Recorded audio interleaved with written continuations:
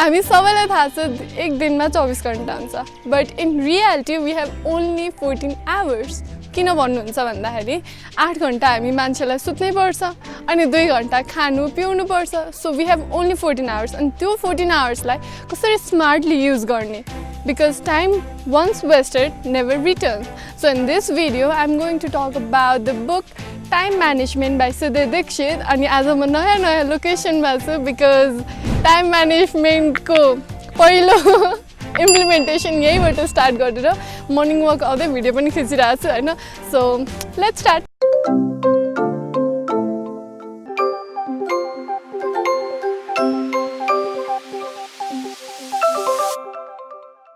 Okay, number 1, make financial goals. Goals दुई प्रकारको हुन्छ normal goals अनि definite goals. Normal goals मा खासै goals भन्न मिल्दैन तर if you have definite goals then you have certain time target.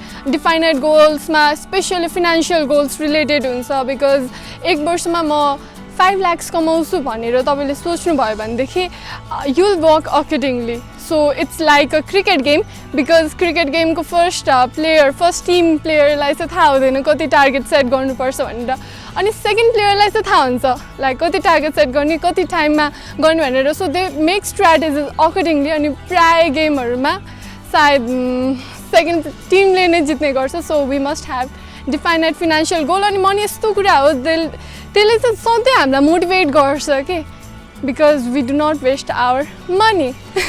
If we are wasting our time, that means we are wasting our money. So we should have proper financial goals. Second, भनेको चाहिँ do the most important things at first.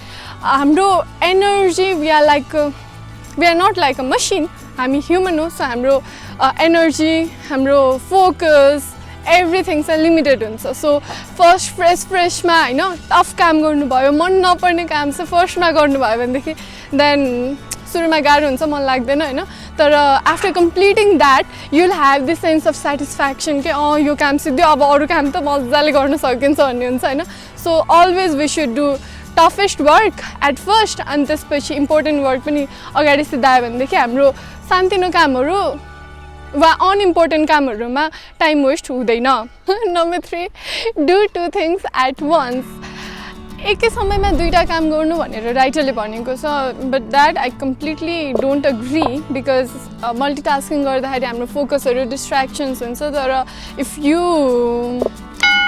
have the art of multitasking then तपाईको लागि plus point हो you can maximise the time because many successful people are good at multitasking अनि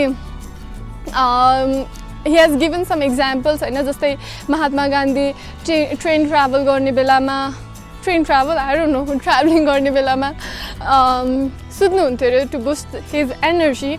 Napoleon he used to write letters while going to war अनि Bill Gates he used call phones अनि सबै गर्नुहुन्छ रे फोनमा कुराहरु गर्नुहुन्छ रे while traveling यसरी चाहिँ मल्टिटास्किङ गरेर चाहिँ आफ्नो टाइम सेभ गर्नुहुन्छ so what we can do is while watching TV we can eat food and we can have lunch meeting यसरी पनि हाम्रो टाइम सेभ हुन्छ अनि स्पेशली मान्छेलाई वेट गर्ने बेला चाहिँ सानो यस्तो कामहरु चाहिँ राख्ने गर्नु हैन so that we can complete waiting गर्नु पर्दाखेरि त्यसले पनि तपाईको काम प्लस टाइम सबै म्याक्सिमाइज हुन्छ र युटिलाइजेसन अफ टाइम हुन्छ र नम्बर 4 भनेको चाहिँ असाइन वर्क टु पिपल हामी के गल्ती गर्छौं भन्देखि we try to do everything by ourselves अनि in that way we can't be successful सबै कुरा आफैले गर्न थाल्नु भयो भनेदेखि प्रोग्रेस हुँदैन अनि मोस्टली आई सी हैन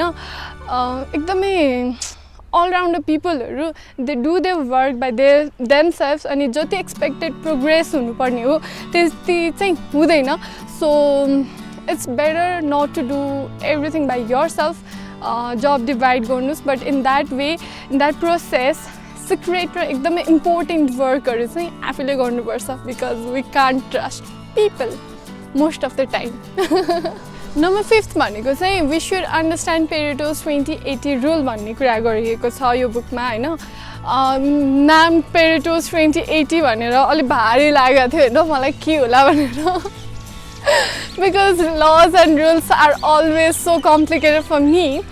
अनि यसमा चाहिँ एकदमै सिम्पल कुरा गरिएको छ, दो नाम एकदमै कम्प्लिकेटेड भए पनि मलाई त्यस्तो लागेको हो, तपाईहरुलाई नलाग्न सक्छ हैन। यसमा चाहिँ के भनेको छ भन्दाखेरि we complete our 80% of work on 20% of time र बाँकी 20% of work लाई चाहिँ हामी 80% of time मा चाहिँ खर्च गर्छौं रे के। That means just being busy is not like productive. You should be very smart how to use your time. अनि कहिलेकाहीँ हामी आफ्नो कामलाई बेस्ट गर्नको लागि टाइम यति धेरै किल गरिसकेका हुन्छ हामीलाई थाहा नै हुँदैन। So it's not cool, like being smart or intelligent is not cool unless you are good at managing your time. So follow this Pareto's 20-80 rule. Next भनेको नाम कस्तो कम्प्लिकेटेड छ है, म हेर्छु ल। Parkinson's rule. Parkinson's rule pronunciation मिलेन भनेदेखि I'm sorry. यसमा चाहिँ के भनेको छ भन्दाखेरि जति धेरै टाइम हुन्छ त्यति नै हामी काम गर्छौं रे के। So if we have the greater target अनि कम समयमा पनि त गरि नै हाल्छौं रे। अनि इफ वी हैव लाइक धेरै समय तर थोरै काम छ भने पनि हामी अल्लन टल्लन गरेर त्यति नै समयमा हामी सिधाउँछौं रे के। सो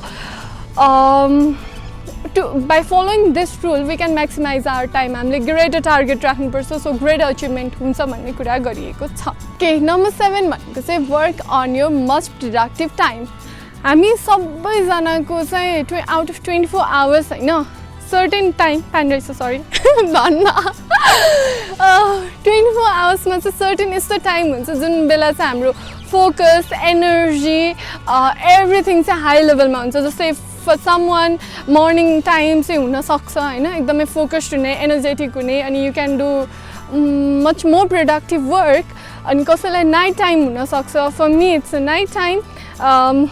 एकदम सबैजना शान्त भइसकेपछि I can like work more, have more focus on that। अनि त्यो टाइममा चाहिँ हामीले काम गर्नुपर्छ। that means smartly त्यो बेलामा हामीले काम गर्यौं भनेदेखि चाहिँ much more output आउँछ अनि टाइम पनि त्यति किल हुँदैन। अरु बेला नर्मल टाइममा स्ट्रेसफुल भएर हैन त्यो काम गर्नु भन्दा त्यो टाइममा गर्दा चाहिँ एकदम धेरै राम्रो रिजल्ट आउँछ। अब नम्बर 8 होला। नम्बर 8 मा के भनेको छ भन्दाखेरि we should have a schedule, time table हुनुपर्छ। जस्तै to control financial wastage हामीसँग बजेट हुनुपर्छ हैन। त्यसैगरी टाइम वेस्टेजलाई कन्ट्रोल गर्नको लागि we should have a schedule। अनि if we follow the schedule हाम्रो टाइम वेस्ट हुँदैन, त्यसपछि हामी प्रोडक्टिभ हुन्छौं अनि in fact we will have the clear vision के what we did, कति अचिभ भयो, गोलहरु अचिभ भयो कि भएन र overall it's a road map to success in life। Okay, number 9, organize yourself। Since I'm a management student, हाम्रो management चाहिँ from an individual start हुनुपर्छ भनेर MBA मा पनि कलेजमा पनि पढेको थिए हैन र यो बुकमा पनि त्यही कुरा गरिरहेको छ। If you're organized then your maximum time is saved and utilized। Because यदि तपाई अल्छी गर्नुहुन्छ अनि एकदमै रश गर्नुहुन्छ, केही कुराको पनि म्यानेज छैन भनेदेखि नेक्स्ट डे तपाई त्यही सामानहरु खोज्दाखेरि चाहिँ तपाईको टाइम किल हुन्छ के अनि स्ट्रेस लेभल पनि बढ्छ अनि you don't feel like doing anything के। unmanaged life हुँदाखेरि मजा आउँदैन नि त बाँच्नु पनि। so organized life गरौँ हैन, it will save your time। and then last one is believe in karma। action मा चाहिँ हुनु पर्यो सबै कुरा हैन। you know all these principles of time utilization अनि यो सबै थाहा छ तर if you don't implement it then यो कुराको केही पनि भ्याल्यु हुँदैन। So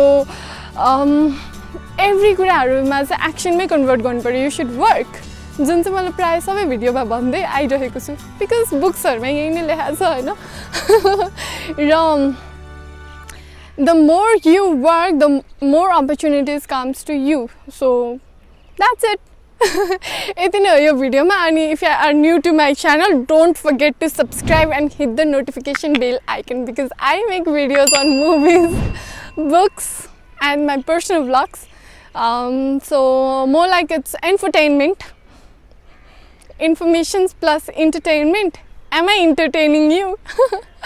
Anyways, thanks for watching this video. अब फेरि घाम लाग्न थाल्यो लाइट आज एकदम धेरै फ्लक्चुएट भइरहेछ उज्यालो अँध्यारो so bye bye take care stay safe अनि COVID-19 को अहिले धेरै महामारी अझ बढेको छ so let's stay safe precaution अपनाऊ bye bye till then take care नयाँ भिडियो लिएर चाँडै आउँछु बाई